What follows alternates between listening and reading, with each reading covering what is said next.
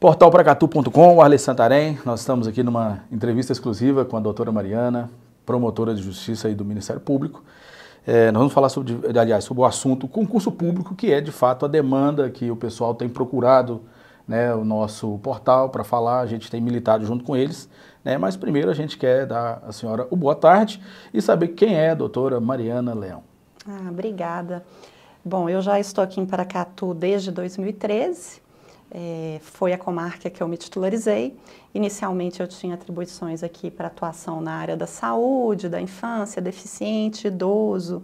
Em 2017 houve uma mudança de atribuição, final de 2016, começo de 2017, e eu assumi as curadorias do patrimônio público, também a questão da patrimônio cultural, habitação e urbanismo e ambiental, onde eu continuo exercendo as minhas atribuições até hoje.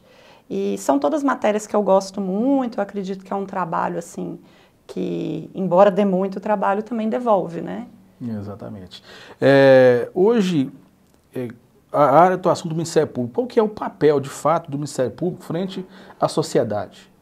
O Ministério Público tem um papel muito forte na cobrança da efetividade, na legalidade, do cumprimento das leis, mas, ao mesmo tempo, tem uma função de fomento social, uma parte até ativista, de educação. A gente realiza muitos projetos aqui com uma proposta positiva de dar o exemplo, de colocar as coisas começando a andar, né? Como, por exemplo, aqui o Castramóvel da região, que foi com verba de compensação ambiental daqui. É uma obrigação que deveria ser do município, da sociedade, mas a Constituição fala, na verdade, que é uma obrigação de todos, né? E havendo esse recurso e existindo um projeto legal, a gente tenta contemplar esses projetos para que essas ações deem um exemplo e criem uma corrente positiva. O Ministério Público hoje conta com quantos efetivos com a senhora ali nesse trabalho aí que é promotores gigantesco? Aqui em Paracatu são 4 promotores, cada um tem suas atribuições específicas. E, além disso, a gente tem um coordenador aqui, que é coordenador do GAECO e da Coordenadoria de Patrimônio Público, o Dr. Júlio. Então, no total, são 5 promotores atuando em Paracatu. Satisfatório ou ainda falta gente? Falta gente, falta gente. A grama do vizinho é sempre mais verde, né? Mas eu comparo muito, por exemplo, Araguari, que tem uma população mais ou menos do mesmo tamanho e que eu acho que tem questões mais simples em relação ao agro, em relação à mineração e outros problemas também. Lá são 7 promotores, né? Então, eu vejo que tem um certo descompasso entre o tamanho de Paracatu, os problemas de Paracatu e o número de promotores, mas não tem jeito, as coisas são assim, a gente tem que fazer o trabalho e da melhor forma possível. Quem que deliberaria, por exemplo, o aumento desses promotores? É o Procurador-Geral de Justiça. Ele já sinalizou, inclusive, ele concorda com essa demanda, mas infelizmente o número de promotores em todo o estado é insuficiente para a necessidade que existe. Então, todo ano tem concurso do Ministério Público, é um ótimo concurso, quem estiver aí estudando pode fazer. E nunca são providos todos os cargos abertos, sempre falta. Então, um dia vai dar certo. Tá certo. Portalpracatu.com, estamos aqui entrevistando a doutora Mariana Duarte Leão, dentro dos estúdios do Espaço Celebrar, né? E o assunto nosso é o concurso público, né? O tão sonhado, tão esperado, já contemplado várias pessoas, mas ainda a senhora sabe que tem uma demanda aí aguardando as convocações. E o assunto não vai ser diferente, embora nós conversamos aqui no bastidor que falta ações também dos próprios concursados, mas aí a gente abriu, né, para algumas perguntas, assim que a gente firmou com a senhora essa entrevista, e chegaram várias perguntas. Mas aí eu fiz questão de sintetizar, para que senão a gente ia ficar aqui fazendo um podcast gigantesco, né? E a primeira pergunta que eu tive, e aí só quero lembrar que todas as pessoas pediram que fossem guardadas as suas identidades, com medo. Acho que não é muito normal, só uma, mas aí, como só uma, eu também vou preservar a identidade dessa pessoa. A primeira pergunta que foi feita é o seguinte: promotora, o prefeito tem falado em todos os canais de comunicação que tem cumprido o acordo na íntegra. Isso é verdade? Isso é verdade? O prefeito cumpriu o acordo conforme previsto? O acordo, o prazo de cumprimento dele é ainda no 31 de dezembro. Então, ainda é cedo para avaliar se o acordo foi cumprido ou não. Existiam algumas coisas que foram previstas com uma data menor e, num primeiro momento, não foi comprovado o cumprimento e eu peticionei em juízo para que ele demonstrasse o cumprimento sob pena de multa. e ainda está no prazo dele demonstrar esse cumprimento lá. Então ainda é cedo. Ah, tá. A segunda pergunta é o seguinte: considerando que o acordo não foi cumprido, segundo, né, o internauta, esse não cumprimento pode ter sido planejado, na visão da senhora? A gente não pode presumir a má-fé, né, das pessoas. A gente tem que presumir que as pessoas estão fazendo tudo de acordo com a lei. Agora, se existe algum planejamento para, não sei, para ganhar alguma coisa, para atrasar, isso tem que ser apurado. Mas presumir a gente não pode, não. Embora a pergunta que vem logo em seguida, a senhora fala que ele ainda tem um prazo para ele poder, de fato, cumprir, mas a pergunta é interessante. A pergunta o não cumprimento do acordo, mesmo nesse primeiro prazo, a senhora acha que prejudicou o município de Paracatu? Eu acredito que prejudica, mas assim, o problema não é um acordo. As pessoas estão muito focadas no acordo, em parte porque ele recebeu muita divulgação da mídia, né? Hoje em dia as informações são mais acessíveis, e também porque existe uma certa memória curta entre as pessoas. Mas esse acordo, ele é resultado de uma ação que foi ajuizada em 2014. Então, quem ajuizou essa ação fui eu. Na época era outro prefeito, ele fez um processo seletivo, que era um processo seletivo que, na minha opinião, era ilegal. Então, na época eu ajuizei uma ação para que esse processo seletivo fosse anulado e ele fizesse um concurso, porque o processo seletivo, ele é para contratação temporária. E eu sempre defendi que esses cargos que estavam previstos neles eram cargos de necessidade permanente. Então, não fazia sentido você fazer um processo seletivo para uma contratação temporária de algo que a necessidade era permanente. E a Justiça considerou que essa tese realmente era verdadeira, tanto que o processo foi sentenciado parcialmente procedente, determinando ao município que realizasse o concurso e determinando ao município também que não contratasse mais temporariamente todas as pessoas que estavam naquela lista prevista na inicial dessa ação. Então, essa é uma briga que está acontecendo desde 2014. Aí você vai perguntar, o prazo do acordo era curto? Eu não sei. Quem pediu o prazo foi o prefeito. Então, foi o prazo que ele entendeu ser justo para o cumprimento. O prazo que ele quis foi o prazo que nós conversamos. Isso foi o prefeito da época? O prefeito agora. Agora. Então, o Igor Santos pediu esse prazo. Mas se você analisar todo o prazo que nós estamos nessa briga desde 2014, eu acho que é tempo muito mais que suficiente, porque eu entendo que esse concurso tinha que ter sido feito em 2014, que foi a época que foi ajuizada a ação. Então, essa confusão está só se alongando no tempo e cada dia ficando mais complicada, né? Exatamente. Uma das perguntas que eu ia fazer para a senhora aqui, parcialmente, essa multa aplicada, o valor é quanto e ele pode recorrer? Será que ele já vai correr? Enfim. O valor da multa, segundo o acordo, salvo engano, era 10 vezes a remuneração de cada pessoa contratada indevidamente. Isso não foi uma coisa escolhida aleatoriamente, foi isso que ficou determinado nessa sentença dessa ação que eu comentei, que a multa por essas contratações indevidas seria de 10 vezes do salário do contratado. A multa não sai do bolso do prefeito, a multa sai dos cofres públicos, isso não é uma opção minha, isso é uma determinação da sentença e é uma regra, você não consegue normalmente colocar essa multa no gestor. Então, tendo isso em consideração, o que eu fiz na hora de eu calcular a multa?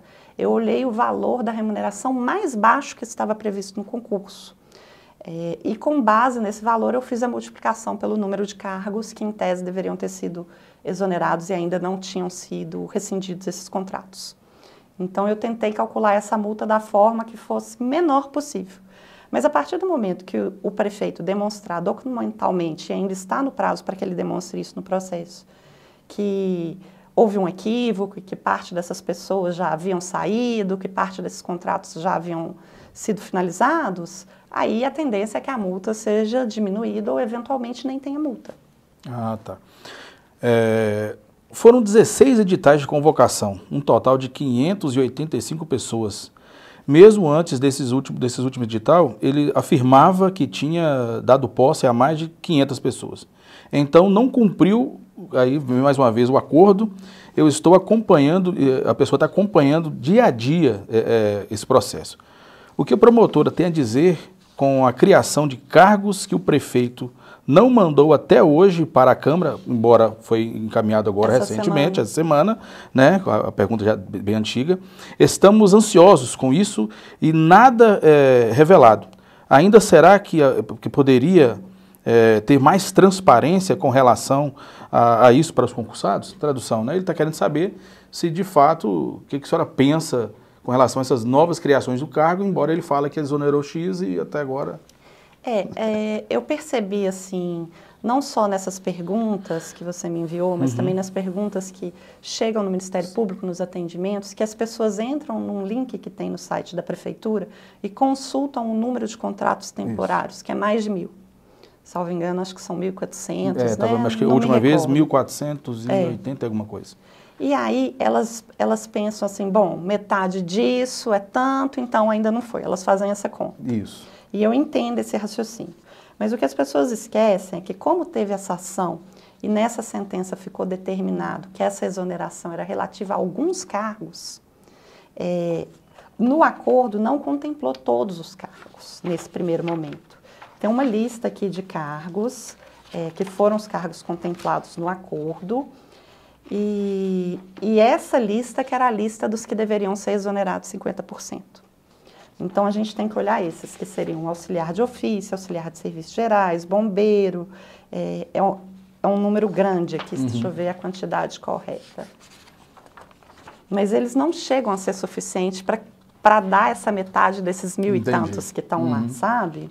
Então, pelas minhas contas, ele teria que exonerar, e essas contas foram feitas também utilizando como base o portal da transparência, né? Então, teriam que ser rescindidos os contratos de...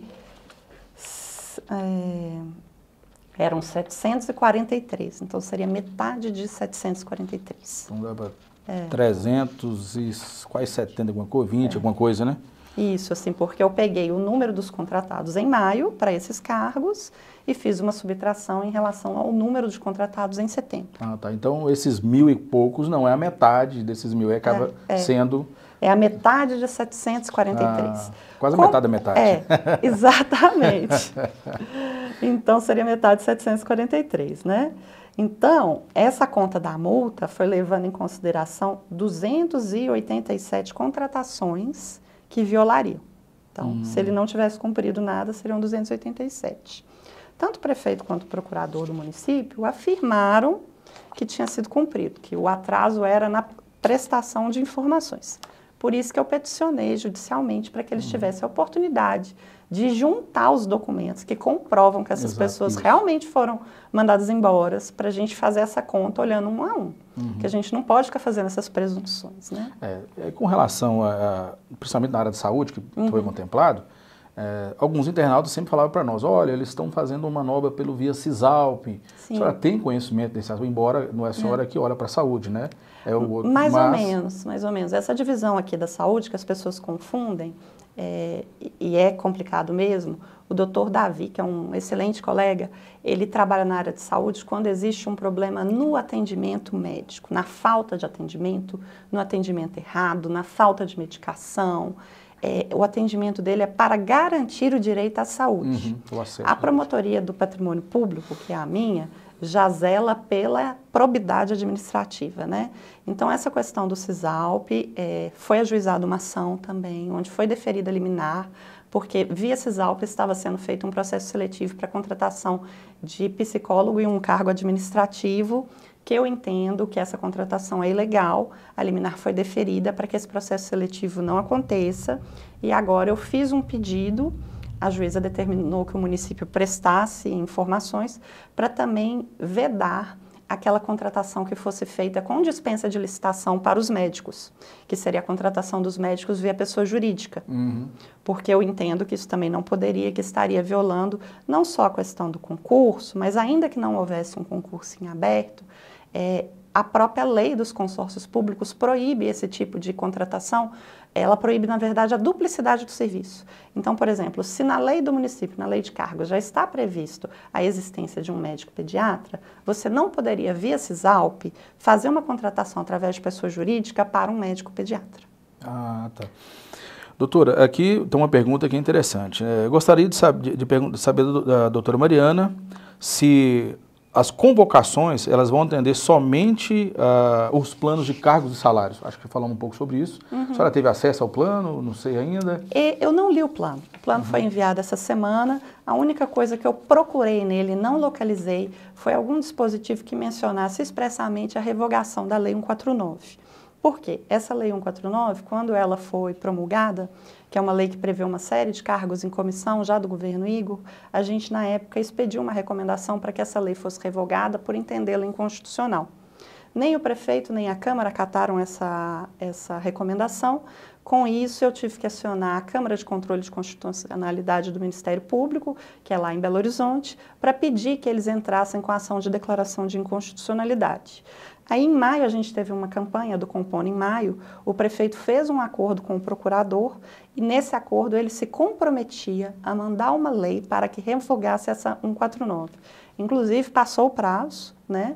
E fora do prazo ele mandou essa lei. Aí o que eu queria ver é se nela havia algum dispositivo que revogasse a outra expressamente. Aqui tem uma outra pergunta de quem realmente se identificou, mas eu vou poupar o nome, ele está perguntando, minha pergunta vendo que o prefeito não cumpriu, né, a primeira parte do acordo, que foram 50%, segundo a visão dele, né, que na data do acordo tinham 2.000 contratados, segundo ele, hoje está voltado para 1.400, acho que foi o número que nós acabamos de falar, né? Ele pergunta se o prefeito já deu alguma satisfação documental, por exemplo, e a senhora acabou de falar isso agora, mas é importante contemplar a pergunta do ouvinte. Ele manda para a senhora um documento dizendo, olha, foi tanto, ou ele tem um período que ele manda periodicamente ou nada? Ele deveria ter mandado, né? Como ele não mandou dentro do período, eu fiz a interpelação judicial na ação de cumprimento de sentença dessa ação desse concurso que eu mencionei. E aí ainda está no prazo para ele responder, né? Pelo que eu acompanhei das convocações, né, e das rescisões contratuais, eu imagino que ele, se ele não cumpriu tudo, ele cumpriu quase tudo. Agora, eu acredito que uma parte foi cumprida extemporaneamente, porque eu vi ainda muita rescisão em outubro, né? Que já era fora do prazo. Entendi. Que teve aquela reunião que as pessoas comentaram, né? Tivemos acesso à informação disso daí. Então, eu acredito que foi cumprido em outubro. Então, assim, provavelmente vai ter alguma coisinha que foi cumprida fora do prazo. Mas eu tenho que esperar esses documentos para analisar, né? Porque não basta informar que cumpriu, tem que comprovar. Tem que comprovar. Sendo mesmo ele cumprindo em partes, extrapolando ali o prazo, ele será multado. Essa multa ela será recalculada ou ela chega integral? É porque a multa, assim, é 10 vezes o salário. Então, eu pretendo manter esse valor, assim, o valor mais baixo, né, dos salários, para não ficar uma multa tão alta que penalize os paracatuenses, né, porque vai sair da conta do município, né. E aí vai ser recalculado de acordo com quantas pessoas estiverem contratadas indevidamente na data em que deveria ter sido cumprido. A senhora como promotora, né, já passou por talvez quantas administrações de Paracatu? Umas 4 administrações? Enfim, Vasco... Não, Olavo, Vasco eu não cheguei a pegar, não. Peguei seu Olavo e agora o Igor. O Igor Santos, né? E a gente vê realmente que sempre a senhora está fazendo recomendações, nesse caso estamos falando de alguns descumprimentos de prazo. Qual que é a visão da senhora com relação a, como diz, o Ministério Público, de certa forma, ele faz um alerta, mas de repente esse prazo ele é extrapolado, quer dizer, ele não cumpre. Qual que é a visão da promotoria quando olha para isso, os seus, como diz, gestores descumprindo isso, e a sociedade acaba ficando muito nervosa e perde um pouco até mesmo a esperança da justiça, que ela acha que também simplesmente chegar e prender, né? Eu acho que a gente tem que ter um pouco de humildade na nossa atuação, né? Quando a gente faz uma recomendação, a palavra é justamente isso, é uma recomendação. A pessoa que recebeu essa recomendação, ela pode inclusive ofertar uma justificativa para não seguir essa recomendação e essa justificativa pode ser catada, né?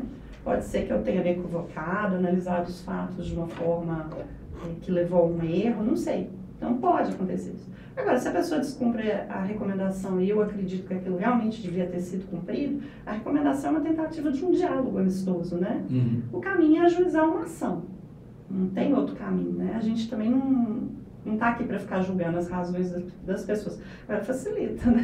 Facilita muito quando cumpre a recomendação. Exatamente. É uma ação a menos. Então, eu ia até perguntar à senhora, embora algumas já foram juizadas, mas já houve algumas contra-razões, por exemplo? A senhora fez alguma recomendação e aí eles fizeram algum tipo de contra-razão e a senhora foi convencida?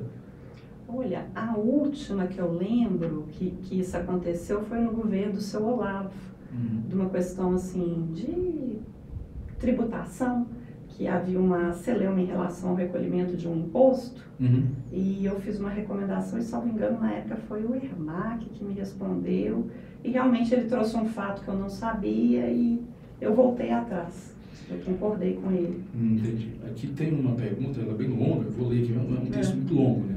Está dizendo assim, ó, no cargo de supervisor pedagógico, na Constituição Federal, no artigo 37, está descrito que os únicos cargos que podem acumular 2 cargos é professor e médico com os mesmos cargos ou com o mesmo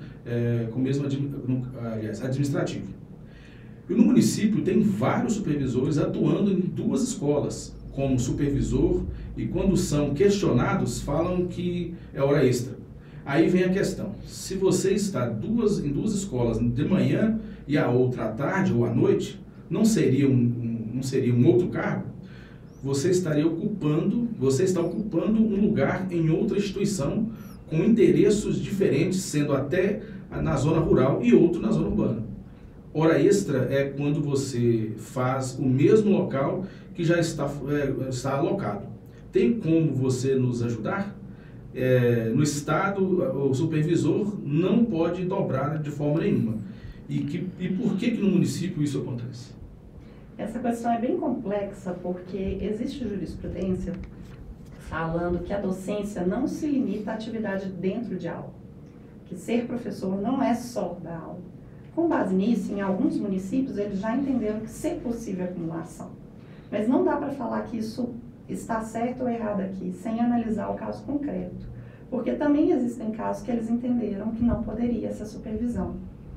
E agora, o fato de estar exercendo a supervisão em 2 endereços diferentes não significa que são 2 cargos diferentes.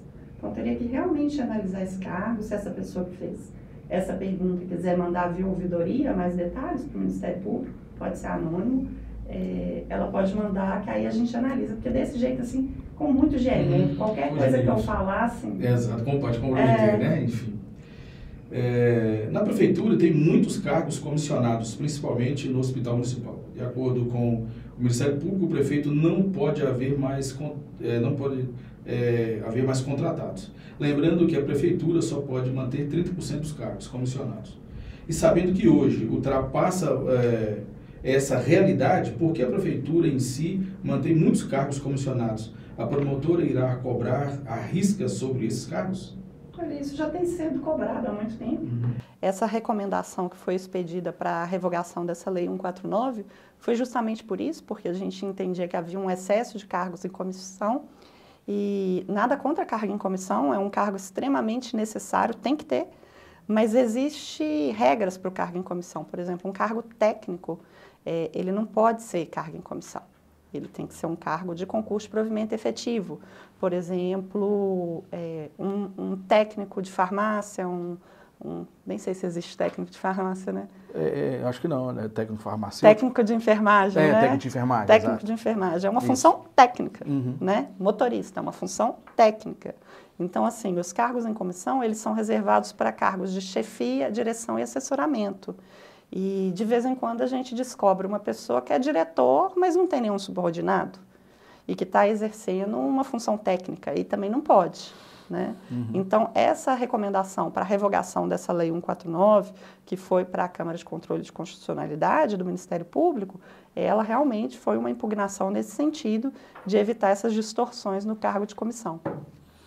A última pergunta, e ela entra na área de saúde, está perguntando assim, eu pergunto à doutora Mariana sobre as horas extras exorbitantes, mais que o próprio salário, e se será obrigado a criar os cargos para diminuir essas horas extras?